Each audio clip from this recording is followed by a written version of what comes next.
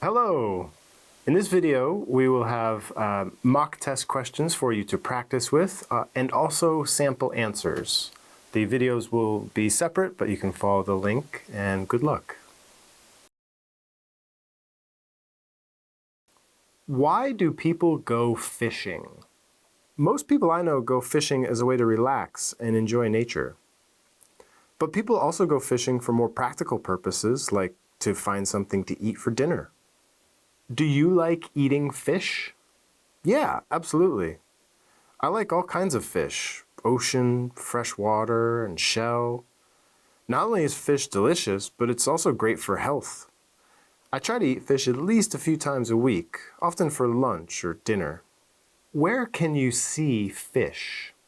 In nature, you can often see fish in shallow ponds. There's a park near my house which is full of really fat fish because people feed them. Every time I go to the grocery store, I see fish. And finally, you can see them in an aquarium.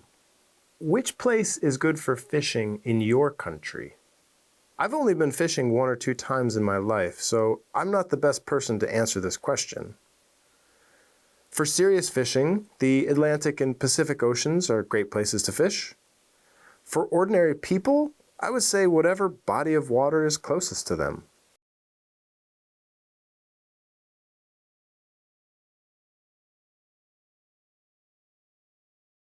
One place I visited that has been affected by pollution is Beijing. I had the opportunity to visit Beijing about 10 years ago, and it was a really eye-opening trip. I was there just for tourism purposes. I wanted to see sights like the Great Wall and the Forbidden City, eat the food, and observe life in a different country. Overall, it was a great trip, and I hope to visit again sometime in the future. That being said, during my stay in Beijing, I couldn't help but notice the severe air pollution that enveloped the city. The smog was particularly noticeable, making the skyline hazy and reducing visibility. I could see a thick layer of smog hanging over the city, which was predominantly caused by industrial emissions, vehicular pollution, and coal burning for heating purposes. It wasn't a surprise. Indeed, the pollution is widely publicized. But it was alarming to see in person. I could actually feel how unhealthy the air was, and it was one of the first times I wore a mask outside.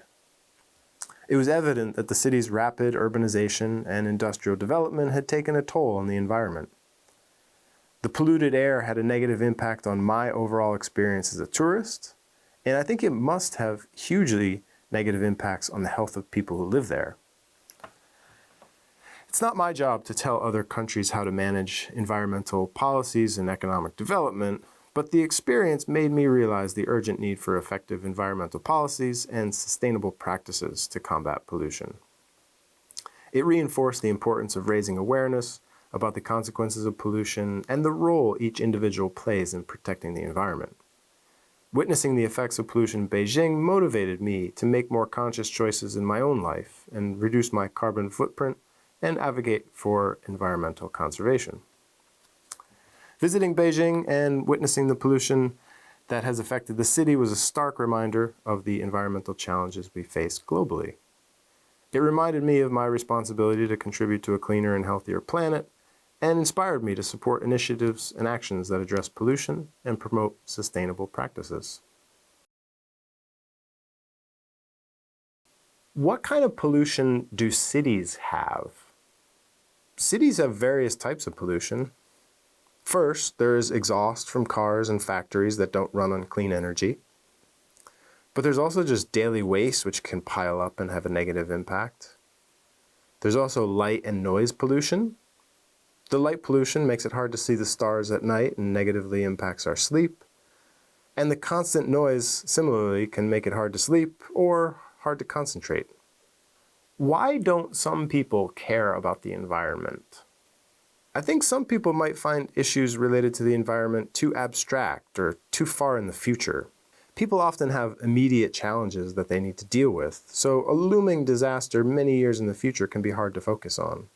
Environmental issues are also abstract in the sense that we can't really see pollution or warming sea levels or melting ice caps. We have to read about them instead. These are also complex issues, and with so much information to consume every day, I guess it makes sense that some people wouldn't find time to really understand the environment. Do you think there is more or less pollution than in the past? How about the future? I would say that there's more pollution now than in the past. As the global population and economy grow, more and more people are able to live middle-class lifestyles, which include a fair amount of energy consumption. That said, it's not all bad. Green energy gets better each year, so while people consume more, that doesn't mean the future is bleak. We can use science to solve the problem. What should we do about environmental pollution? As individuals, we should consume with care. For instance, it's good to avoid single-use plastics. We should try to buy products that were designed in environmentally friendly ways. And of course, we should recycle.